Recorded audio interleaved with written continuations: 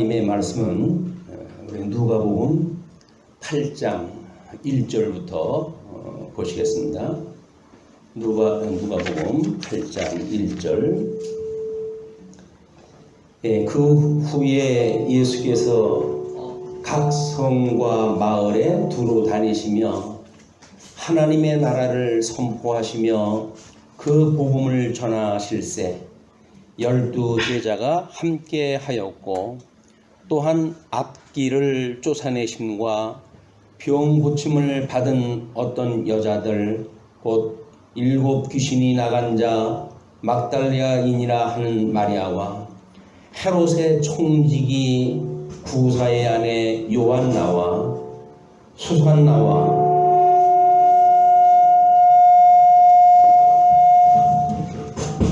다른 여러 여자가 함께하여 자기들의 소유로 그들을 섬기더라. 우리 지금 화면에 보이는 도표를 보시게 되면 지금 7장서부터 9장까지 그 내용을 지금 비춰드리고 있는 겁니다. 왜 그러냐면 누가복음 1장으로부터 9장까지가 제1장으로 해서 하나님의 의에 대한 증거라고 하는 구조로 우리가 설명되어져 있기 때문에 그렇습니다. 그래서 이제 그 하나님의 의에 대한 마지막 부분이 8장과 9장에 언급이 되어지는데 그 8장과 9장에 대한 내용이 지금 우리 한쪽 가로 없는 2번에 통치 권세를 통해서 증거하는 내용이 7장서부터 9장까지 소개가 되어져 있어요.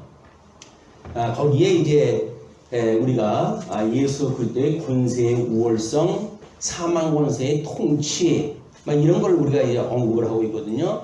자, 그런데 8장과 9장의 비교가 이제 필요합니다. 왜냐하면 8장은 말씀과 통치의 권세로 다음 시간에 8장 후반부를 우리가 살펴볼 텐데 그 말씀과 통치의 권세로 증거하는 내용으로 되어 있고 9장의 내용은 주권의 권세로 증거하는 내용이라고 그래가지고 두 개가 배경이 다릅니다.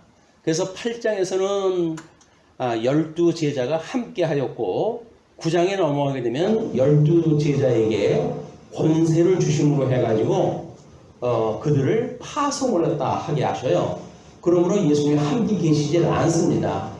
그런 우리 신학적인 의미를 보게 되면 우리 그 표의 왼쪽 아랫부분에 빨간 표시로 되어져 있는 것이 여호수아의 말씀을 소개해 드렸는데 15절 16절에 내 평생에 너를 내가 능히 대적할 자가 없으리니 내가 모세와 함께 있었던 것 같이 너와 함께 있을 것임이니라. 내가 너를 떠나지 아니하여 버리지 아니하리니 강하고 담대하라. 이렇게 이야기를 해서 여호수아에게 지금 모세의 제자로 사역을 했던 여호수아가 잠깐 껐다 켜보세요. 그거 끄세요. 네. 그게 지금 안 맞아가지고 그런 거예요. 껐다.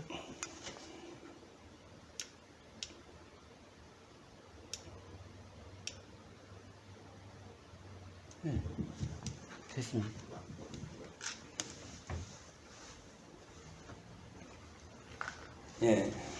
코로나19만 예배를 방해하는 게 아니라 마이크까지 지금 방해가 되고 있는데 죄송합니다. 이제 모세가 이스라엘 백성들을 인도해 내시고 그리고 40년 동안을 홀로 주관을 했다 합니다. 그 당시를 우리가 신정 종치라고 이렇게 이야기를 하고 이제 하나님의 약속하셨던 가나안 땅에 들어가서 나라를 꾸리고 살아가는 그 통치 방식을 우리가 하나님의 그 신정 정치로부터 왕정 정치로 체제가 바뀌었다 이렇게 구분을 보통 해요. 그럼 이제 왕정 정치라고 하는 그 이야기는 친히 왕이 주관했다 하는 거거든요. 그런데 여호수아는 이제 모세의 수제자로 해가지고 40년 동안 이제 그 모세를 수종을 들면서 이제 그렇게 함께 사역을 했지만 모세의 그 능력을 40년 동안 보아왔던 사람이거든요. 그런데 홀로 이제 하나님이 약속했던 가나안 땅을 들어가게 되니까 얼마나 무섭겠어요. 두렵고. 그랬을 때 하나님이 이렇게 이야기를 하는 겁니다. 내가 내 평생에 너를 능히 대적할 자가 없게 하겠다. 내가 모세와 함께 있었던 것 같이 너와도 함께 있을 것이야. 그 이야기거든요. 이렇게 해가지고 지금 우리 하나님이 모세만 이렇게 모세를 통해서만 섭리하게 하시는 것이 아니라 여호수아를 통해 가지고 다음의 언약인 가나안 땅을 이제 나라로 누리고 살 그때도 여전히 하나님께서 하신다는 이야기예요. 이거는 신정정치라고 하는 그 이야기는 하나님이 모든 걸 직접 보여주는 시대라고 한다면 왕정정치를 가게 되면 주의 왕들, 선지자들, 제사장들을 통해 가지고 그 일을 갖다 이루어 가시기 때문에 그럼에도 불구하고 우리는 그거를 하나님께서 그리 하신다 이렇게 믿게 되어지는 거죠. 그렇기 때문에 가나안 땅에 들어가서 이 사람들이 신앙생활을 할 때 여전히 그 모세와 함께 하셨던 하나님이 지금도 함께 하신다고 하는 걸 믿는 겁니다. 마찬가지로 예수님이 지상사역을 하시고 그리고 부활 승천하시고 그리고 성령을 보내주셔가지고 주님의 몸된 교회를 온전케 해가시는 일을 하시는 것이 예수 그때 천상사역이라고 이렇게 구분하다 하는 거예요. 그렇다고 해가지고 성령을 보내주었기 때문에 예수님이 안 계신 게 아니라 그 성령은 바로 예수님의 영이기 때문에 예수님이 친히 통치하시는 겁니다. 그러니까 이런 걸 우리가 구조적으로 이해를 못하게 되면 이제 오해가 만들어지는 거예요. 신학적인 오해가 있어가지고 그러더니 예수님은 일찌감치 이렇게 사역을 할 때 하나님의 의라고 하는 그런 그 부분을 명확히 할 때 하나님의 의를 주장했던 모세 그 율법 수령자 아닙니까? 하나님이 뭘 좋아하고 뭘 싫어하는지를 아는 그런 그 모세와 함께 했던 것처럼 모세의 그 언약을 따라가지고 이루어가는 이스라엘 국가 그 국가도 하나님이 무엇을 좋아하고 무엇을 싫어하는지 하나님이 친히 그걸 섭리하신다는 거거든요. 네, 이런 뜻을 깨닫지 못하게 되면 이스라엘 백성들이 창건하자마자 남북으로 갈려지고 그리고 그들의 평생 하나님을 제대로 섬긴 적이 없어요. 그 이야기는 뭡니까? 하나님이 함께 하신다고 하는 거를 볼 수가 없는 거예요. 거기 왕도 있고 제사장도 있고 선지자 있고 다 있는데 자기네 마음에 들지 않으면 선지자를 거짓말 선지자라고 매도를 갖다 하기도 하고 왕을 갖다가 자기 마음에 안 든다고 해가지고 쿠데타를 일으켜가지고 북쪽 이스라엘로 나가기도 하고 이런 그 일들이 하나님이 친히 섭리하신다고 하는 것을 잊어버리고 있는 모르고 있는 이스라엘 백성들의 모습이거든요. 마찬가지입니다. 지금도 예수님이 지상사역을 통해 가지고 우리한테 우리 의와 나라를 구하라고 그러지 않았어요. 그건 바로 예수님이 그 의와 나라를 이루어 가신다고 하는 걸 믿는 믿음이에요. 그 믿음을 우리한테 주셨기 때문에 주님의 몸된 교회의 성도로 우리가 살아갈 때 여전히 사역자들을 통해서 말씀을 통해 가지고 사역을 하는 가르치는 사역 또는 그거에 의해서 봉사하는 사역 그것에 의해 가지고 치리하는 사역 이것이 전부 과거의 이스라엘 국가가 해갔던 통치 방식이거든요. 이걸 모르게 되면 주님의 몸된 교회가 주일날 나와가지고 삐쭉 예배만 드린다고 해가지고 예배라고 생각했는데 그렇지는 않습니다. 이스라엘 백성들이 제사장도 있고 선지자도 있고 왕도 있는데도 불구하고 신앙생활을 잘못했던 것처럼 지금도 주님의 몸된 교회에 이렇게 성령께서 각양 은사를 줘가지고 주님의 몸된 교회를 지금 섭리한다고 하는 천상에 계신 그 예수님을 믿지 않으면 우리는 그분에 대한 사모함도 없고 그분을 기뻐할 이유도 없고 그분에게 소망을 둘 이유도 없는 거예요. 그러면서 주일날 교회를 나오느냐 안 나오느냐라고 하는 피상적인 걸 가지고 판단하는 일은 매우 유치한 그 수준입니다. 하나님 앞에 우리가 예배를 드린다는 이야기는 신령과 진정으로 예배를 드려야 되는 건데 그걸 모르게 되면 예배당에 갔냐 안 갔냐 이걸 가지고 율법적인 그런 의식을 가지고 신앙생활하는 것은 유대인들이 하나님의 말씀을 제대로 몰라가지고 율법주의화 되어진 것과 같이 현대도 똑같은 상황이 지금 연출되어지는 겁니다. 그런데 다행히 우리 하나님께서 저희들에게 하나님의 기뻐하시고 선하시고 온전하신 뜻을 깨닫게 해서 우리로 하여금 하나님을 섬기는 일이 어떠한지 이걸 알게 하시고 또 이렇게 말씀을 중심으로 해서 우리가 하나님 앞에 예배드리는 이런 그 믿음을 주시는 하나님 앞에 감사할 일입니다. 자, 그래서 지금 그 8장과 9장은 앞으로 이제 8장 후반절을 다음 주에 하게 되고 9장에 대한 거는 어떤 분량이 많아가지고 한 2주간 가야 될 것 같습니다. 그래서 8장과 9장을 구분하다 할 거예요. 그래서 예수님이 지금 12제자와 함께 하심으로 보여주는 본된 모습, 그거는 내가 너희들 함께 있지 아니하여도 너희들을 파송만 하더라도 너희들끼리 내가 보낸 곳에 파송을 받아가지고 증인으로서 삶을 살 때 이제 내가 함께 했던 그런 역사가 너희들한테 일어날 거야. 이걸 모형적으로 보여주는 거예요. 이거는 언제? 이제 성령이 오셔가지고 주님의 몸된 교회가 이루어질 때 예수님이 이런 모습을 통해 가지고 언약하는 거거든요. 이것이 새 언약이 되어졌을 때 이제 주님의 몸된 교회가 성령이 오셔가지고 주님의 몸된 교회가 이루어질 때도 주님이 우리와 함께 하시는 거야. 임마누엘 주님은 초림 때만 계신 것이 함께 하신 것이 아니라 승천에 계시지만 여전히 성령을 보내주셔가지고 우리와 함께 하신다. 우리와 함께 하시는 임마누엘 주님을 우리가 믿고 그렇게 신앙생활을 하는 것이 지금 구약 성경에서 예표적으로 보여줬던 대로 이루어지는 사건입니다. 주님은 아주 완벽하게 구약 성경을 그대로 성취하는 사건을 보여주는 거예요. 그 사건을 통해 가지고 우리가 어떻게 하나님을 믿게 우리 주님께서는 구약에 언약되어진 그리스도이심을 우리한테 증거하는가, 이걸 이제 우리가 알 수가 있는 겁니다. 우리 예수님이 오셔가지고 사역했던 내용은 우리 마태복음 26장 39절에 이야기하듯이 우리 지난 시간에도 지금 보이는 화면의 도표를 갖다 이제 소개를 해드렸었는데, 산헤드린 회원이 메시아를 그렇게 대망하고 있음에도 불구하고 예수님이 이 땅에 오셨는데 그분을 그리스도로 알아보지를 못해요. 그걸 우리 마태복음 26장 59절부터의 내용으로 소개를 하면 그렇습니다.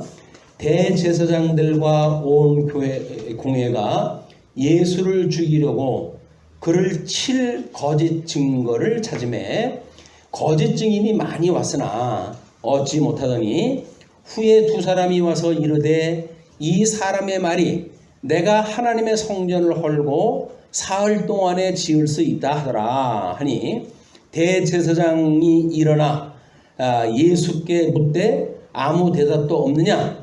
이 사람들이 너를 치는 증거가 어떠하냐? 하되 예수께서 침묵하시거늘 대제사장이 이르되 내가 너를 살아계신 하나님께 맹세하게 하노니 내가 하나님의 아들 그리스도인지 우리에게 말하라. 이렇게 종주목을 대는 장면이 예수님이 십자가에 이제 못 박히기 전에 그들한테 끌려가서 신문을 받을 때 이 사건이에요. 그만큼 유대주의자들은 구약 성경을 그렇게 열심히 공부했는데도 불구하고 예수님이 메시아로 온 걸 알아볼 수가 없는 거예요. 물론 우리가 지난 시간에 세례 요한조차도 감옥에 갇혀 있는데도 불구하고 예수님이 아무런 그 역사가 일어나지 않는 것 같으니까 제자들을 보내잖아요. 그때 예수님께서는 이사야 선지자들의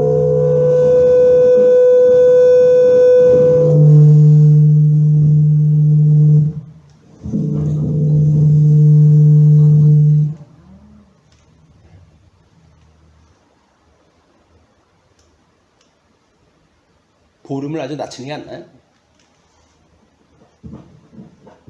먼저처럼 볼륨을 낮추지. 자, 그래서 당시의 종교 지도자들조차도 예수가 그리스도로 오신 걸 알아보지 못하기 때문에 예수님께서는 그 사랑하는 제자들, 또 은혜를 깨달은 여인들 몇을 데리고 지금 8장 1절로 3절 예수의 사역과 섬기는 사람들이라고는 제목으로 소개를 갖다 해드린 거예요. 그거를 그리스도의 권세라고 하는 오른쪽 그림을 보시게 되면 사역 섭리의 본됨의 권세라고 하는 맥락으로 그걸 소개를 갖다 하는 겁니다. 그러면 어떻게 예수님께서 그 예수의 사역을 갖다 통해 가지고 섬기는 사람들과의 관계를 통해 가지고 사역 섭리의 본됨에 대한 권세를 보여주시는가? 이것이 우리가 설명했던 그 내용이란 말이에요. 자, 그러면 그 8장 1절서부터 3절까지 보시게 되면 예수의 사역과 섬기는 사람들로 제목이 담겨져 있죠. 근데 본문 우리가 아까 읽은 대로 그 후에 예수께서 각 성과 마을에 두루 다니시며 하나님의 나라를 선포하시며 그 복음을 전하실세 예수님께서 여전히 복음 선포하는 사역을 하시는데 그때 당시에는 12 제자가 함께 있었고 이렇게 이야기를 해요. 그 이야기는 우리 9장에서 그 사도들을 파송 보내는 거고 어떤 차이가 있는지를 우리가 볼 필요가 있는 겁니다. 그리고 그 함께 하였고 또한 악귀를 쫓아내심과 병고침을 받은 어떤 여자들 곧 7 귀신이 나간 자 막달라인이라 하는 마리아와 헤롯의 청지기 구사의 아내 요한나와 수산나와 다른 여러 여자가 함께하여 자기들의 소유로 그들을 섬기더라. 예수님과 제자들은 이제 어부 출신이었었는데 어부 일도 안 하고 세리 출신이었는데 세리 일도 안 하고 예수님만 따라다니기 때문에 경제적인 수입이 없는 상태란 말이에요. 이때 은혜를 깨달은 자들로 하여금 동행케 하고 그들로 하여금 스스로 자기들의 소유로 예수님과 제자들을 섬기도록 역사를 다 하시는 거예요. 예수님은 산상수훈에서 너희들이 무엇을 먹을까 마실까 염려하지 마라. 그리고 이런 것은 하나님께서 너희들한테 필요한 걸 다 아셔. 그러니까 너희들은 다만 그의 의와 나라만을 구하라고 그렇게 이야기하셨잖아요. 그러니까 예수님께서 그렇게 빈 말씀으로 그렇게만 하면 모르십니까? 그걸 지금 친히 보여주는 장면이 예수님이 자기 제자들하고 함께 복음 증거할 때 은혜를 깨달은 자들에 의해 가지고 공개를 받는 이런 모습을 통해 가지고 하나님이 우리 예수님이 약속했던 대로 지금 이루어진 장면을 소개를 해드리는 거예요. 그래서 자기들의 소유로 그들을 섬기더라. 이거는 우리가 이제 이걸 우리 사역 섭리의 본됨이라고 이렇게 이야기를 했어요. 샘플이라는 이야기예요. 그러면 주님의 몸된 교회로 넘어오게 되면 그럼 어떻게 될까요? 마찬가지 예수님 승천하시고 성령을 보내주셔가지고 성도들로 하여금 땅 끝까지 증인이 되어진다고 약속을 했던 한 대로 증인이 되어졌어요. 그럼 증인들이 주님의 몸된 교회를 이루어가지고 복음을 증거하는데 전부 자기가 자비량 해가지고 이 일을 하게 되면 복음 증거를 어떻게 하겠습니까? 그러니까 하나님께서는 그 복음을 기도하는 일과 성경 연구하는 일에 전무하게 되어지는 사도들하고 다르게 이 하나님 앞에 섬기는 그런 그 일들을 7 집사를 따로 뽑아가지고 그 일을 나눠주거든요. 그것이 바로 주님의 몸된 교회 사역의 분리. 그렇다고 해서 사도가 7 집사보다 더 우월하냐 그런 거 개념이 아니에요. 사역적으로 보면 전부 똑같은 겁니다. 그래서 현재 주님의 몸된 교회의 목사든 장로든 집사든 하나님 앞에 부름을 받은 종들인 거예요.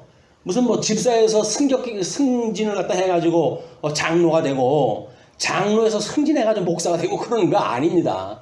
목사나 장로나 집사나 다 하나님께서 각양 은사를 주어가지고 주님의 몸된 교회를 섬기게끔 하기 위한 하나님의 섭리란 말이에요. 우리는 각양 섭리 은사 받은 은사를 통해 가지고 주님의 몸된 교회를 우리가 봉사할 때 이것이 하나님이 우리에게 함께 하신다고 하는 걸 믿게 되어지는 믿음을 가지고 해야 될 일들이지 그걸 가지고 무슨 완장이나 되는 것처럼 갑질이나 해야 되고 세상에서 하는 일을 그대로 교회 와가지고 하는 일들은 이건 주의 이 종들이 하는 일들이 아니에요. 주의 말은 주의 종이라고 그러잖아요. 근데 성도들을 어떻게 굴림을 할 수가 있죠? 우리는 굴림할 수가 있는 존재가 아니에요. 오직 섬길 수밖에 없는 사람들이에요. 만약에 믿음이 크다 하면 오히려 클수록 성도들 섬겨야지. 믿음은 크다 그러면서 성도들 위해서 굴림을 하고 주관을 갖다 하고 내 맘대로 하고 내 맘대로 안 되면 성질 내고 이렇게 하는 거는 이 사역자들이 할 일이 아니다. 이런 주님께서 우리한테 맡겨주신 일은 얼마나 이게 대단한 일입니까? 그러니까 이게 감지덕지 해가면서 이 봉사할 일이지 생색내고 할 일이 아니다. 그런데 워낙 세상이 이제 흉악스러워지고 교회가 세속화되어지고 그러다 보니까는 그냥 온통 교회에 재물이 쌓이고 권세가 높아지고 그렇게 세상 권세하고 똑같은 교회 모습을 보이게 되어지니까 지금 온통 세상 사람들이 주님의 몸된 교회를 비우는 거예요. 이렇게 우리가 무시당할 사람들이 아닙니다. 하나님의 자녀들인데 그래서 지금 그런 본된 그런 사역을 하신 뒤에 그걸 구체적으로 씨 뿌리는 비유를 통해 가지고 이제 그 모습을 보여줘요. 자, 우리 이제 인터넷에 들어가시게 되면 구약 성경의 구절을 사무엘 하의 2장 1절서부터 5절까지의 내용이라든가 사무엘 하 7장 8절로부터 12절까지의 내용이라든가 이걸 소개해 드렸는데 이걸 다 소개해 드리면 시간이 없어요. 이거는 우리 카페에 들어오셔가지고 확인을 갖다 하시면 좋겠다 싶습니다. 그러면 장면이 다시 바뀌어요. 그 장면, 우리 주제가 바뀌는 게 뭐냐면 8장 4절로 8절 씨 뿌리는 비유를 증거를 갖다 합니다. 씨 뿌리는 그 비유를 이제 우리한테 보여주시는 것이 4절에서부터 소개가 되어지는 거예요. 자, 4절에서부터 8절까지 내용 보시죠. 각 동네 사람들이 예수께로 나와 큰 무리를 이루니 예수께서 비유로 말씀하시되 씨를 뿌리는 자가 그 씨를 뿌리러 나가서 뿌릴새 더러는 길가에 떨어짐에 밟히며 공중의 새들이 먹어버렸고 더러는 바위 위에 떨어짐에 싹이 났다가 습기가 없음으로 말랐고 더러는 가시떨기 속에 떨어짐에 가시가 함께 자라서 기운을 막았고 더러는 좋은 땅에 떨어짐에 나서 100배의 결실을 하였느니라. 이 말씀을 하시고 외치시되 들을 귀 있는 자들은 들을지어다. 이것이 우리 8절까지의 그 내용이에요. 자, 이제 그 내용을 우리 도표를 보시게 되면 다윗의 언약을 하셨던 대로 예수님이 오셔가지고 다윗 왕가가 이루어진 것처럼 예수님이 오셔가지고 지금 씨 뿌리는 그 비유를 통해 가지고 하나님의 나라가 어떻게 이루어질 건지를 보여주는 장면이에요. 그것이 자, 그런데 물론 이거 지금 씨 뿌리는 비유는 마태복음, 마가복음, 누가복음 공이 나오는 공간복음에 공이 나오는 그런 그 이야기거든요. 근데 그 비유의 뜻을 물었을 때 예수님께서는 이 뜻을 지금 설명하는 지금 화면에 보이는 그 장면의 내용대로 설명을 하셔요. 뭐라고 그러냐면 제자들이 그 이 비유의 뜻을 물으니 이르시되 하나님의 나라의 비밀을 아는 것이 너희에게는 허락되었으나 다른 사람에게는 비유로 하나니 이는 그들로 보아도 보지 못하고 들어도 깨닫지 못하게 하려 함이라. 그냥 우리는 복음을 증거하게 되면 모든 사람들이 다 예수님 믿고 구원받으라고 이야기하는 것 같으나 그렇지는 않습니다. 왜? 하나님의 그 의는 이제 불의한 자들과 하나님의 우리 예수 그들 믿어가지고 의롭다고 칭함을 받은 사람들과 구별이 되어지는 거예요.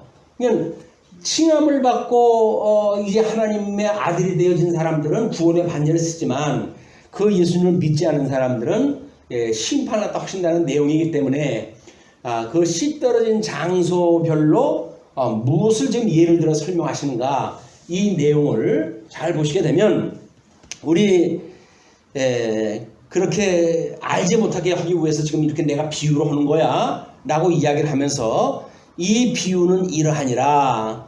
씨는 하나님의 말씀이요 라고 이야기를 했잖아요. 그러니까 이 씨라고 하는 그 이야기는 지금 하나님의 말씀이라고 하는 의미가 가지고 있다 그 이야기입니다. 그런데 길가에 있다는 것은 말씀을 들은 자니 이에 마귀가 가서 그들이 믿어 구원을 얻지 못하게 하려고 말씀을 그 마음에서 빼앗는 것이요.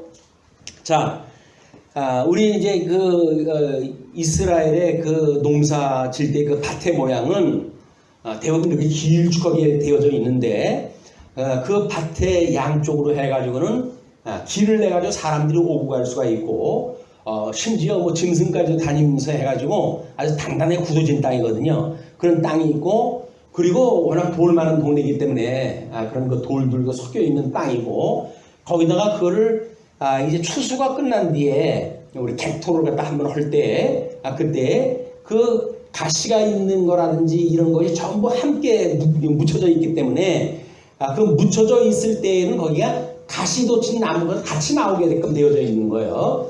두 가지 장면이 같이 있는 겁니다. 그 밭에는 돌밭이어서 돌도 많을 뿐만 아니라 그 다음에 이쪽으로 와가지고는 돌뿐만 아니라 가시도 함께, 가시나무가 함께 성장할 수 있는 그런 조건이었다. 그런 그 이야기입니다. 자, 그러면 이제 그 길가에 있다는 것은 말씀을 들은 자니 이에 마귀가 가서 그들이 믿어 구원을 얻지 못하게 하려고 말씀을 그 마음에서 빼앗는 것이요. 바위 위에 있다는 것은 말씀을 들을 때의 기쁨으로 받으나 뿌리가 없어 잠깐 믿다가 시련을 당할 때에 배반하는 자요. 가시떨기에 떨어졌다는 것은 말씀을 들은 자이나 지내는 중 이생의 염려와 재물과 향락의 기운이 막혀 온전히 결실하지 못하는 자요. 좋은 땅에 좋은 땅에 있다는 것은 착하고 좋은 마음으로 말씀을 듣고 지키어 인내로 결실하는 자니라 라고 해가지고 그 밭에서 씨앗을 뿌렸을 때 나타나는 현상만 지금 소개가 되어져 있어요. 그 내용을 이 표에서 보시게 되면 씨 떨어진 장소, 비유의 의미 이렇게 되어져 있는 걸로 보아서는 장소라고는 공간 개념만 가지고 설명이 되어지는 거예요.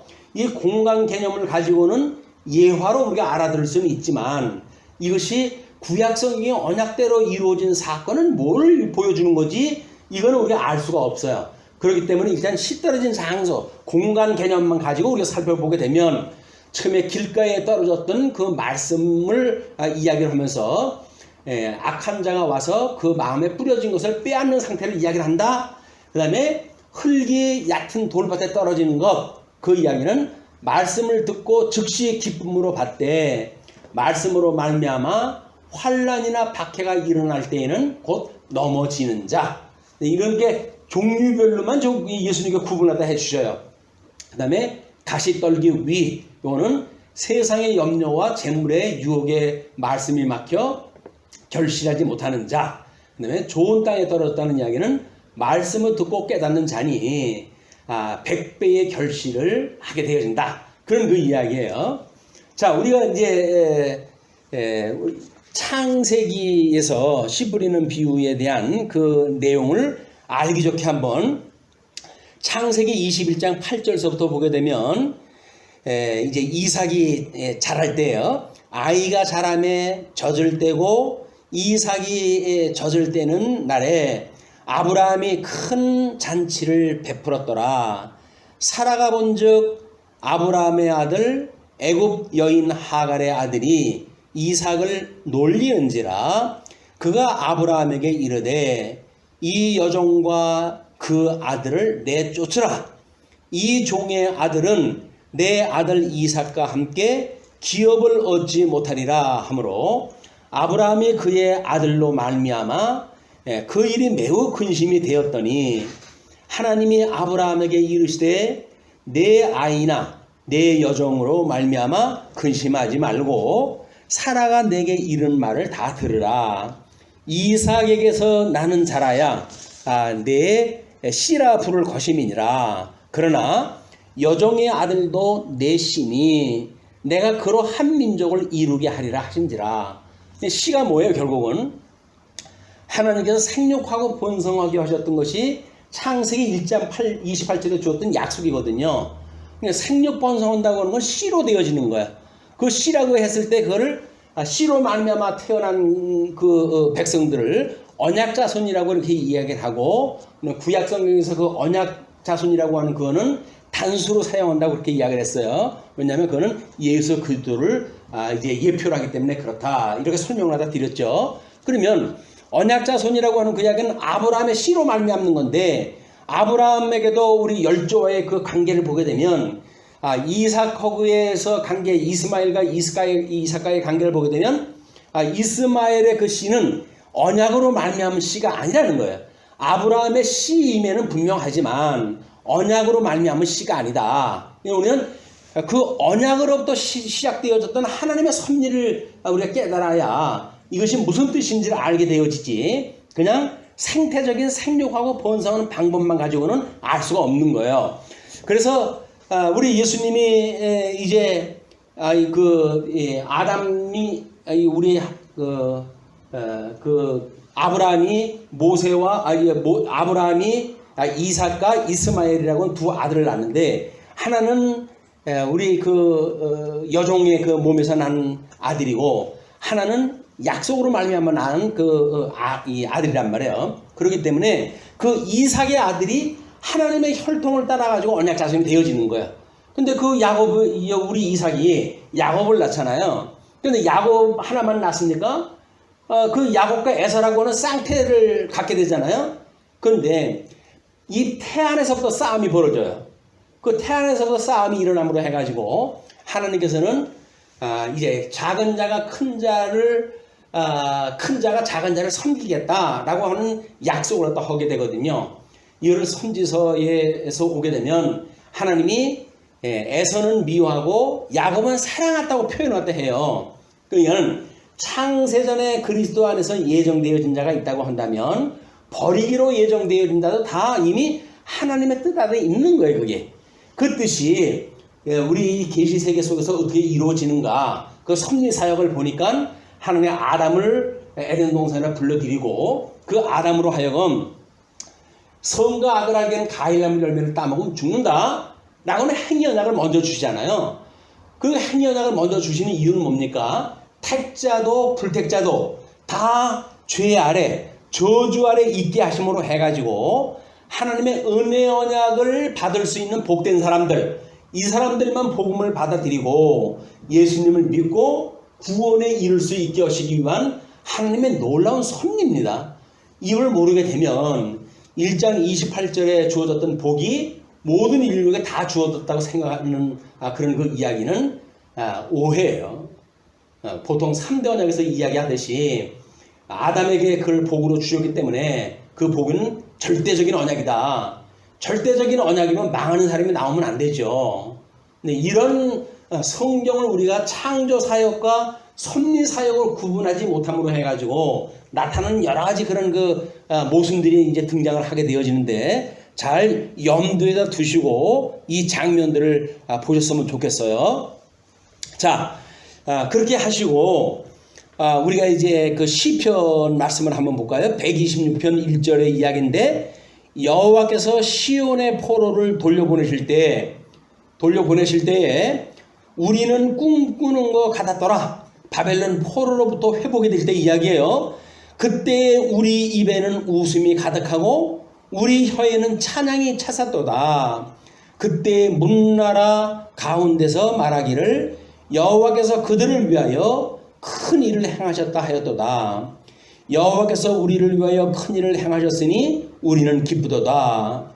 여호와여 우리의 포로를 이 남방 시내 같이 돌려보내소서. 눈물을 흘리며 씨를 뿌리는 자는 기쁨으로 거두리로다. 울며 씨를 뿌리러 나가는 자는 반드시 기쁨으로 그 곡식단을 가지고 돌아오리로다. 씨 뿌리는 자는 이미 구약 성경에서 하나님께서 바벨론으로 포로로 끌려가는 것을 이 눈물을 흘리면서 씨를 뿌리는 자로 예를 들어요. 그리고서 회복이 되어질 때 이를 기쁨으로 거두리다 라고 하는 걸 설명을 합니다. 아모서의 9장 11절도 마찬가지예요. 그날에 내가 다윗의 무너진 장막을 일으키고 그것들의 틈을 막으며 그 헛무너진 것을 일으켜서 옛적과 같이 세우고 하나님 나라를 회복하고 그 이야기예요. 그들이 에돔의 남은 자와 내 이름으로 일컫는 만국을 기업으로 얻게 하리라. 이제 다시 회복할 때에는 그런 하나님의 은혜를 있게 하신다는 거죠. 이 일을 행하시는 여호와의 말씀이니라. 여호와의 말씀이니라. 보라 날이 이를지라. 그때에 파종하는 자가 곡식 추수하는 자의 뒤를 이으며 포도를 밟는 자가 씨 뿌리는 자의 뒤를 이으며 산들은 산 포도주를 흘리며 작은 산들은 녹으리라. 내가 내 백성 이스라엘이 사로잡힌 것을 돌이키리니 그들이 듣고 그 열매를 먹으리라. 내가 그들을 그들의 땅에 심으리니 그들이 내가 준 땅에서 다시 뽑히지 아니하리라. 내 하나님 여호와의 말씀이니라. 백성을 하나님께서 뽑으시고 심는 역사를 갖다 이제 우리 예레미야를 통해서 예언하다 하시는데, 그런 그 내용들이 아모스에 의할 것 같으면 회복을 갖다 할 때 어떻게 되어지는지, 장막을 새롭게 세우실 때 어떻게 되어지는지를 설명을 하거든요. 그거를 우리 이제 이 앞에서 설명했던 공간 개념만 가지고 설명했던 내용을 보게 되면 뭐 예레미야에서도 그렇게 이야기를 했지만 요한복음 4장 36절로 38절 보시게 되면 그 도표의 밑에 있는 이제 그 성경 구절입니다. 거두는 자가 이미 삭도 받고 영생에 이르는 열매를 모으나니 이는 뿌리는 자와 거두는 자가 함께 즐거워하게 하려 함이라. 그런즉 한 사람이 심고 다른 사람이 거둔다 하는 말이 옳도다. 내가 너희로 노력하지 아니한 것을 거두러 보내었노니 다른 사람들은 노력하였고 너희는 그들이 노력하는 것에 참여하였느니라. 사랑의 수고라고 하는 그거는 우리는 마치 이제 전도를 위해서 기도합시다, 너는 전도 사업을 합시다 라고 이야기를 하게 되면 도를 전하는 것이 전도인데도 불구하고 우리 교회로 끌고 오는 것이 전도로 오해를 했다 하는 거예요. 그러므로 복음을 전도하기 어려운 겁니다. 전도라고 하는 그 이야기는 그냥 복음의 내용만을 전해주는 거예요. 그럼 뭐 그 사람이 따라올 만하면 교회에 뭐 올 형편이 되면 따라오겠고, 아니면 가까운 데 나가겠죠. 복음을 전하는데 우리가 전념을 해야지, 그들을 우리 교회로 끌고 와가지고 뭐 금가락지 준다고 뭐 하는 그런 그 뭐 마케팅을 갖다 하는 사람들도 있고, 뭐 하는 겁니까? 교회에서 성도들 전도하는 것은 당연한 일인데, 전도한 일이 있다고 해가지고 거기에 숫자가 많다고 해가지고 상을 갖다 베풀고 그런 일은 교회에서 하는 것이 아니에요. 교회가 뭔지를 모르기 때문에 그런 그 일이 나타난다고 하는 사실을 우리가 상기하시기 바랍니다. 자, 그러면 씨 뿌리는 비유를 아까는 공간 개념만 가지고 설명이 되어졌다고 그러는데, 우리는 지금 시간 개념까지 그것이 있을 때의 그 내용을 한번 살펴보시겠습니다. 자, 씨 떨어진 장소는 길가, 흙이 얇은 돌밭 또는 가시떨기 위 좋은 땅. 이건 예수님께 예를 들은 거니까 똑같은 이야기예요. 근데 이거를 생활을 통해 가지고 예수님이 설명하셨던 내용을 보게 되면 결국 뭐지요? 약한 자, 악한 자, 환난이나 박해가 있으면은 무너지는 자, 넘어지는 자, 재물의 유혹으로 해서 열매를 맺지 못하는 자, 또는 이제 좋은 땅이라고 하는 귀신이 나가가지고 회복되어진 그런 그 상태, 이런 상태를 지금 이야기를 한단 말이에요. 그러면 이거를 우리는 구약 성경을 하나님 나라를 가나안 땅에 들어가게 되면 이스라엘 국가의 창건과 분국, 유수와 회복이 오실 메시아에 대한 복음의 내용이라고 이야기를 했잖아요. 그럼 예수님의 강탄, 그다음에 예수 그리스도의 고난, 예수 그리스도의 죽으심, 예수 그리스도의 부활, 이것이 이스라엘 역사를 통해 가지고 오실 메시아를 소개한 거니까 그 역사의 내용을 가지고 씨 뿌리는 비유를 한번 생각해 볼 필요가 있겠죠. 그렇기 때문에 그렇게 선민국가를 창건, 분국, 유수, 회복이라고 하는 구약 하나님 나라 이스라엘 국가의 순서대로 한번 놔봤어요. 자, 그러면 다윗의 자손을 들어가지고 이스라엘 국가가 일어난 예를 갖다 보게 되면 아도니아라고 하는 자는 밀어내가지고 결국 솔로몬이 왕권을 이을 자로 하나님께서 지목을 했는데도 불구하고 자기가 왕권을 주장하다가 멸망을 받고 저주받아서 결국은 살해당하고 말지요. 분국 상태도 마찬가지입니다. 르호보암이 유다 지파의 그런 그 왕으로서 아무리 나쁜 왕이고 세금을 많이 받는다 할지라도 그로 인해 가지고 이스라엘 국가가 창건되어진 하나님 나라가 발전해 갈 터인데 여로보암이 그 마음에 안 든다고 해가지고 11지파를 갖다 몽땅 다 끌고 간 거 아니에요? 심지어 국호까지 끌고 갔어요. 그냥 명실상부 자기네들은 국호까지 가져 있는 대다수의 이스라엘 백성들이니까 누가 봐도 북쪽 이스라엘이 진짜 하나님 나라 같아요. 남쪽 유다는 우리 유다 지파만 한 지파가 달랑 남았고, 그러나 우리가 하나님 눈으로 보시기에는 거기에 비록 하나님의 이름을 두신 성전이 있단 말이에요. 성전이 결국 우리 예수 그리스도의 말씀이라고 우리가 생각이 들게 되면 그 말씀이 있는 곳, 그것이 하나님이 함께 계신 거라고 우리가 알 수가 있는 거지요. 머리 숫자 많다고 해서 교회가 부흥된 게 아니에요. 뭐 어떤 사람이 이제 기도에 대한 설명을 했더니 질문을 하더랍니다. 한국 교회는 기도가 제일 많이 하고 제일 열심히 하는 교회입니다. 그래서 오늘날 이렇게 수많은 부흥을 해왔습니다 라고 이야기를 했더니 한 사람이 묻더래요. 아니 그런데 왜 그렇게 열심히 하는 한국 교회가 오늘날 이 모양 이 꼴이 됐습니까? 라고 묻더라는 거예요. 그분이 자기가 설명했던 거 가지고는 모순되어지는 내용 아닙니까? 기도를 많이 했기 때문에 부흥했다고 그러는데 부흥하면 모릅니까? 숫자적으로만 부흥을 하게 되면. 그러니까 결국 이제 그에게 하기를 너무 배가 부르다가 보니까는 교회의 기도의 목적이 바뀌었다. 하나님께서 그렇게 은혜로 넉넉하게 주셨음에도 불구하고 욕심이 끝이 없어가지고 다고다고 하는 바람에 결국은 이런 이 꼴이 됐다. 세속화되어지고 만모니즘화되어지고 대형화되어지고 주님의 몸된 교회가 교회의 모습을 벗어버렸기 때문에 이런 꼴이 됐다라고 이제 설명을 했다고 하시더라고요. 맞습니다. 하나님 앞에 기도한다고 하는 그 이야기가 주님의 몸된 교회가 말씀으로 강건하게 해달라고 하는 것이 기도여야지 숫자 늘려달라고 하는 것이 기도가 아니란 말이에요. 물론 뭐 하나님의 나라의 일을 여러 가지로 하려면 자원도 넉넉하면 좋겠죠. 그러나 말씀으로 준비되지 않은 교회가 사람만 많다고 해가지고 뭘 하겠어요. 그러니까 뭐 간증이나 하고 그저 쓸데없는 이야기나 하고 그러다 보니 성도들이 이런 조그만 환경에도 지금 비대면 예배냐 대면 예배냐 이것만 가지고 갈피를 못 잡는 거예요. 그래가지고 온통 교회가 지금 힘들어하고 하는 거 아닙니까? 제발 말씀을 우리가 공부를 해야 됩니다. 어떤 분이 그랬더라고요. 전 아무개 목사님 예수 믿으십시오. 당신은 뭐 선지자라고 이야기를 하는데 그 다른 사람이 성경을 아는 목사님이 봤을 적에는 이분은 성경도 모르고 예수도 믿지 않는 사람인 거예요. 그 어떻게 하면 아무개 목사님 예수 믿으세요 라고 이야기를 했겠어요. 교회 나온다고 해서 다 이 성도가 아닙니다. 그냥 교인이에요. 교인.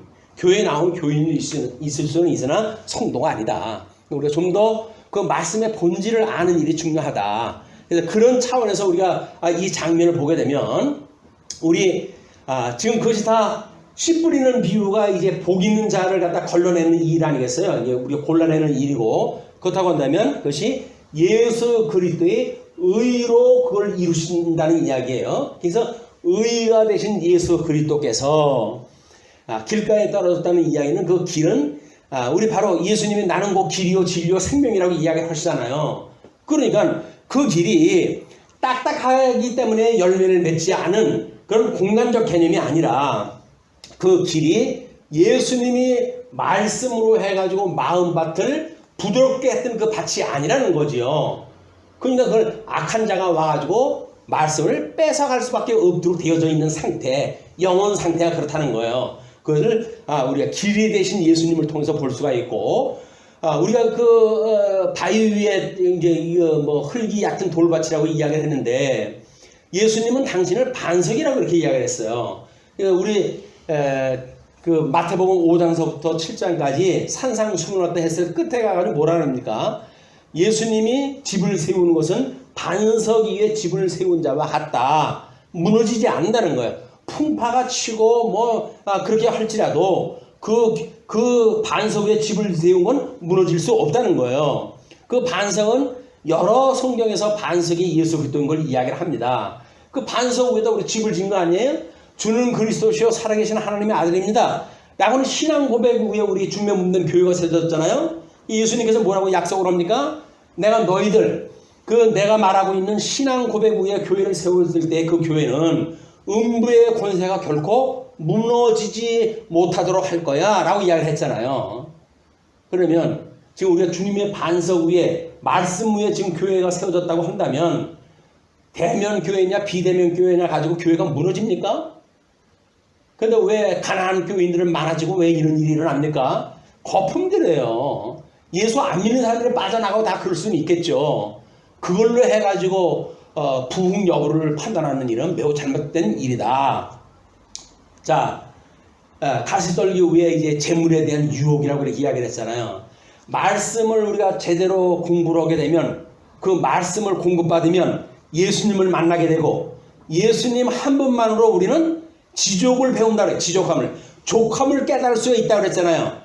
예수님 한 분만이 우리들의 족하게 되어지는 거예요. 그래서 우리 제일 인생에 대한 제일 근본된 목적이 무엇이뇨? 하나님을 영원하게 하고 그분만으로 온전히 즐거워하는 일인다. 예수님만 믿고 삼일째 하나님을 알므로 해가지고 우리는 지금 배가 고프냐 무슨 여기서 부귀영화를 누리느냐 이게 문제가 아닌 거예요. 그런 하나님을 믿는 것 자체로 인해 가지고 우리는 항상 즐거워할 수가 있단 말이에요. 이게 예수님을 바로 아는 성도들의 삶이거든요. 근데 그걸 모르니까 세상에 이렇게 좋은 세상이 어디 있습니까? 대한민국처럼.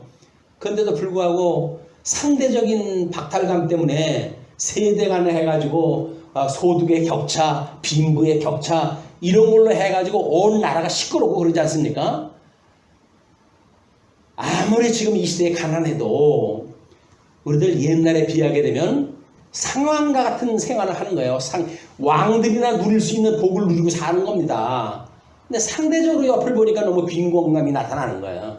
얼마나 미련한 일이에요. 절대적인 우리의 가치를 깨달아가지고 하나님 앞에 그 가치를 인한 찬송으로만 살아가도 부족한데 겨우 눈에 보이는 걸로 인해가지고 옆에 사람 보니까 나보다 더 많네? 더 많으면 하나님께서 그에게 흥하게 하겠든 망하게 하시기 위해서 그걸 주신 건데 그걸 탐을 왜 내요? 하나님 그렇게 이웃과 탐하지 말라고 그러는데 이웃을 탐하는 건 뭐예요? 결국 그게 하나님 믿지 않는다는 거거든요. 자, 그래서 이제 그 밭에 감춰져 있는 보화, 진주장사 예를 들어가지고도 설명이 되어지고 골로새서 2장 9절 같은 경우는 우리가 어떤 것이 보화인지 그걸 이제 이야기를 하는 겁니다. 이제 좋은 땅에 떨어졌다는 이 이야기는 양대 언약의 실체적 성취라고 이렇게 이야기했어요. 이 양대 언약, 근본 언약이라고 이렇게 우리는 구분했다 했는데 그 근본 언약이라는 건 뭐예요? 하나님께 아담을 지으시고 복과 나라를 지었잖아요. 물론 창조 사역을 하실 때에는 절대적인 걸 만들지 않습니다. 그렇다고 한다면 그 복이라고 하는 건 복만 있을 걸까요? 아닌 거예요. 복 이면에 저주가 함께 있는 거라고 이렇게 이야기를 했어요. 그 나라도 천국과 지옥이 함께 있는 개념을 이야기를 하는 겁니다. 아담이 하와를 그때는 만들었을 때인가요? 안 만들었을 때인가요?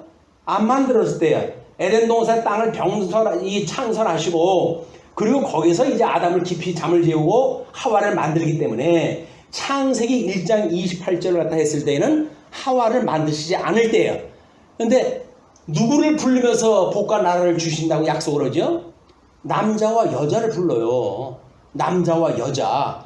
여자는 그냥 이렇게 아담 한 사람 안에 다 숨어져 있는 상태. 절대자가 아닌 이런 상대적인 그런 피조물이라고 하는 그거는 에덴 동산에 갔을 때 우리가 밝히 볼 수가 있는데 창세기 1장 28절 절대적인 걸로 보는 사람들은 매우 하나님에 대해서 오해하는 사람들입니다. 하나님은 절대적인 걸 창조를 안 하셔요. 상대적인 것만 창조를 하시고 그것이 우리 천지를 만드신 역사도 설명이 되어진다. 자, 이제 그렇게 했을 때 이제 그러면 우리 이제 창건, 분국, 유수, 회복이라고 하는 그 내용을 통해 가지고 그걸 알 수가 있겠죠. 근데 이거를 우리 아까 읽었을 때 분명히 너희들한테만 이걸 알게 하기 위해서 내가 준 거야. 예를 든 거는 다른 사람은 깨달아 알 수 없게끔 해서 그 이야기를 9절로부터 15절까지 깨달음의 주관자이신 그리스도라고 하는 제목으로 소개를 갖다 해드렸어요. 자, 그럼 9절서부터 보시죠. 이제 15절까지 그 이야기가 그 얘기입니다. 뜻을 물었을 때 15절까지 우리 본문 봤던 대로 이제 그 이야기를 이렇게 되어진 거야. 그 이야기는 뭐예요? 아까 그렇게 설명되어진 거는 사람들이 알지 못하게 하기 위해서 그런 거야. 그래서 하나님의 나라의 비밀을 아는 것이 너에게 허락되었다. 너희에게만 허락되어졌다. 그 이야기 아니에요? 그 하나님 나라는 뭐예요? 이스라엘을 말하고 이스라엘이 예표하는 것은 예수님을 이야기하고 예수님이 약속받던 나라는 뭐예요? 그게 주변 몸된 교회란 말이에요. 그 교회의 비밀을 우리에게만 알려주셨다. 이것이 지금 우리 이 시간 개념을 놨던 그 씨 뿌리는 비유를 통해 가지고 우리가 깨닫게 되어진 겁니다. 그 내용을 보시게 되면 아마 시편 106편 4절에 이렇게 설명을 됐어요. 여호와여 주의 백성에게 베푸시는 은혜로 나를 기억하시며 주의 구원으로 나를 돌보사 내가 주의 택하신 자가 형통함을 보고 주의 나라의 기쁨을 나누어 가지게 하사 주의 유산을 자랑하게 하소서. 12지파가 그걸 나누어 가질 때 우리가 우리의 조상들처럼 범죄하여 사악을 행하며 악을 지었나이다. 우리의 조상들이 애굽에 있을 때 주의 기한 일들을 깨닫지 못하며 주의 크신 인자를 기억하지 아니하고 바다 곧 홍해에서 거역하였나이다. 그러나 여호와께서는 자기의 이름을 위하여 그들을 구원하셨으니 그의 큰 권능을 만인이 알게 하려 하심이라. 애굽에서 출애굽을 갖다 했을 때 하나님이 어떻게 택한 백성들을 인도해내시는 장면을 깨닫게 하시기 위해서 이런 약속도 하시고 이걸 이루어 가신다는 이야기예요. 그래서 우리가 이제 시내산에서 주었던 하나님의 십계명에 대한 것을 설명할 때 십계명에 뭐가 중요하다고 그랬어요? 서문이 중요해요. 서문. 그 서문을 가지고 우리는 너희를 애굽에서 종노릇한 너희들을 열조의 언약을 기억하고 불러낸 여호와인 줄 깨달아 알게 하기 위해서 내가 계명을 주는 거야 라고 설명을 했단 말이야. 근데 사람들은 그 서문에는 관심이 없고 계명을 지켜야 된다고 하는 그런 일중심의 어떤 신간을 가지고 있고 종교관을 가지고 있기 때문에 결국은 자기네들의 허영심을 만족시키는 이런 종교 행위에 그치고 말았다. 이것이 그때 일어났던 사건들이에요. 자, 그러면 우리가 이제 그 인식 체계에 대한 문제를 봤을 때 영적 예배에 대한 것도 마찬가지입니다만은 우리 로마서 10장 17절 말씀이에요. 여기 보시게 되면 그러므로 믿음은 들음에서 나며 들음은 그리스도의 말씀으로 말미암았다. 우리가 그 믿는다는 이야기는 그걸로 말미암은 거란 말이에요. 이렇게 했을 때 우리에게 전 인격적인 것은 우리 하나님께서 주셨던 성과 악을 알게 하는 가일나무 열매를 따먹고 아담이 타락함으로 해가지고 만들어진 인간의 상태를 로마서에서 1장에서 이렇게 소개했다 했어요. 그거를 일반 학문에서는 종교, 철학, 심리, 예술, 윤리라고 하는 걸 가지고 각계의 인문학이라든가 사회과학이라든가 만들고 이걸 가지고 자기네들이 국가해가는 것처럼 이야기를 해가고 있습니다. 그러나 중생인의 인격적 작용을 보게 되면 인식에 대한 이야기입니다. 이거를 하나님의 우리로 하여금 죽었던 자를 살려놓으셔서 우리가 영성 상태가 죽었던 자가 살아난 상태예요. 이렇게 됐을 때 하나님의 훈계를 이제 주시는데 동그라미 1번이에요. 이거는 은혜의 선물로 우리가 살아나야 될 수 있는 이야기를 하는 거예요. 죽었던 영이 살아나야 가능한 일입니다. 이렇게 했을 때 어떤 상태가 다음에 일어나냐면 2번 동그라미 2번이 뭐예요? 마음으로 깨달아 라고 하는 것이 우리한테 마음이 먼저 깨달으면 와야 돼요. 그거를 우리 이제 구약 성경의 잠언의 그런 내용으로 보게 되면 새롭게 변화된 명철한 심성 상태. 여기서 생각은 지각과 감각으로 드러나기 때문에 생각이 먼저 돼야 되는 거야. 이 생각 세계를 모르게 되면 우리는 생각이 어디서 난다고 그래요? 기억이 생각이라는데 그렇지는 않습니다. 이건 마음을 이야기하는 마음의 변화, 새롭게 변화를 받는 그런 그 상태가 되고, 이 생각으로 지각이 드러나는 때에 이것이 동그라미 3번이에요. 이걸 우리가 하나님의 말씀을 깨달아 알고 하게 되어지는 거예요. 그 아는 그것도 두뇌로 해가지고 아는 것이 아니라 마음 상태의 이런 그 마음이 그걸 알게 되어지는 거예요. 마음의 3대 요소가 뭐라 그랬어요? 지, 정, 의가 마음의 3대 요소 아니에요. 마음으로 우리가 깨달아 아는 거지. 그걸 죽으면 썩을 이 두뇌가 그걸 하는 게 아니다. 그거는 하나님께서 우리한테 알게 하시는 작업이 바로 심성에 의해 하나님에 대한 신지식으로 자라나는 지성 상태라고 이렇게 이야기했어요. 하나님에 대한 지식이 어떠한 거가 지성에 대한 일이지 두뇌로 해가지고 성경 구조를 알고 있는 내용이 아니다. 이를 깨달아 안다라고 하는 것이 그렇게 중요한 거예요. 이게 깨달아 알면 4번째가 뭐예요? 여기 감각적으로 믿어라고 하는 장면까지 나오는 거예요. 그래서 심성에 의해서 하나님의 사랑을 깨닫고 이웃을 사랑하는 감성 상태. 우리는 하나님의 말씀으로 깨닫게 되어지게 되면 우리 마음이 변화를 받았기 때문에 깨달아 알고 믿는 데까지 이것이 그냥 연결이 되어질 수밖에 없어요. 왜? 하나님의 심은 나무기 때문에. 근데 그렇지가 않으면 이걸 그냥 두뇌로 해가지고 성경 구조를 알고 뭐 이런 걸로 중심으로 신앙생활 하는 사람들은 죽었다 깨어나도 마음으로 깨달음이 없어요.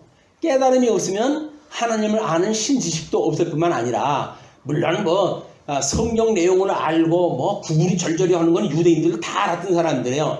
율법을 알았던 사람들도 그 정도는 다 알고 있던 사람들이에요. 다만 마음의 변화를 받은 지성 상태를 모른다는 이야기입니다. 그리고 깨달아 알고 믿어지는 상태, 그래서 우는 자와 함께 울 수 있는 상태가 되어지는, 공감 능력이 만들어지는 하나의 지체라고 인정되어지는 이런 관계가 되어진단 말이에요.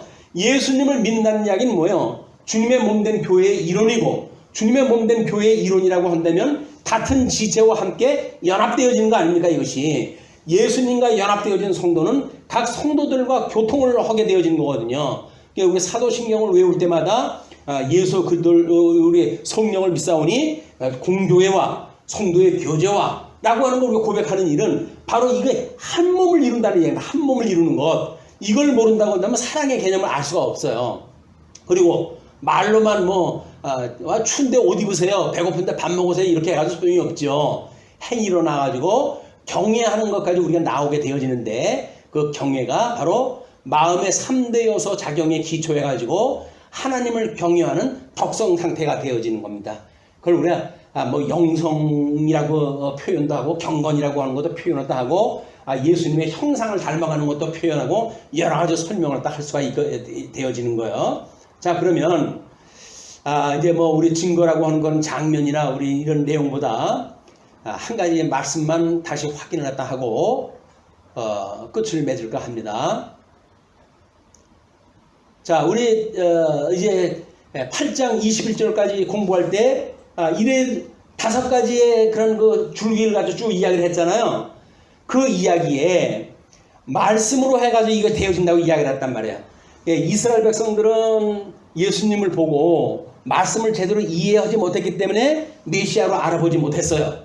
우리는 말씀을 통해서 메시아로 알아본다고 한다면 말씀이 뭔가 운동력이 있었던 거 아니에요. 그거를 대어리문답 155문에, 이거는 우리 주보에도 그걸 소개해 드렸으니까 이걸 못 보시는 분들은 주보로 다 보시면 돼요. 대어리문답 155문입니다. 말씀이 어떻게 구원에 유효하게 되는가? 하나님의 영이 말씀을 읽는 것을, 특별히 말씀을 전하는 것을 방편으로 하여 죄인들을 조명하시고 확신시키고 겸손하게 하시며 그들을 자기 자신들로부터 몰아내어 그리스도께로 가까이 이끄신다. 그러니까 자기가 가지고 있던 인간의 소욕, 육체의 소욕 이런 거를 다 버리게 하시고 예수님한테 가까이 인도하신다는 거죠. 또 그들로 하여금 그의 형상을 본받게 하시며 그의 뜻에 복종케 하시며 그들을 강건케 하셔서 시험과 부패에 빠지지 않게 하시고 은혜로 저희를 세우시고 구원에 이르는 믿음을 통하여 그들의 마음을 거룩함과 위로로 굳게 세우신 것이다. 하나님의 말씀을 우리가 듣게 되면 말씀이 어떻게 구원을 갖다가 해간다는 거야? 이렇게 이야기하는데 그렇지는 않습니다. 그래서 우리가 교회 표도 말씀대로 알고 말씀대로 배우고 말씀대로 알고 말씀대로 살자고 하는 이야기는 믿음의 선배들이 말씀이 어떻게 구원의 유혹에 되어지는가라고 하는 장면을 이렇게 가지고 정리를 갖다 요약 정리를 갖다 했어요. 그리고 이걸 표준 교리로 우리한테까지 전해줘가지고 오늘날까지 우리 확인할 수가 있으니까 말씀을 들을 때 이런 감동을 가지고 함께 들었으면 좋겠다 듭니다. 자, 우리 다음 주는 아마 대면 예배가 될 것 같은데 다시 반가운 얼굴로 맞이할 때까지 한 주간 하나님의 은혜 가운데 평안하시길 빌면서 말씀을 줄이겠습니다.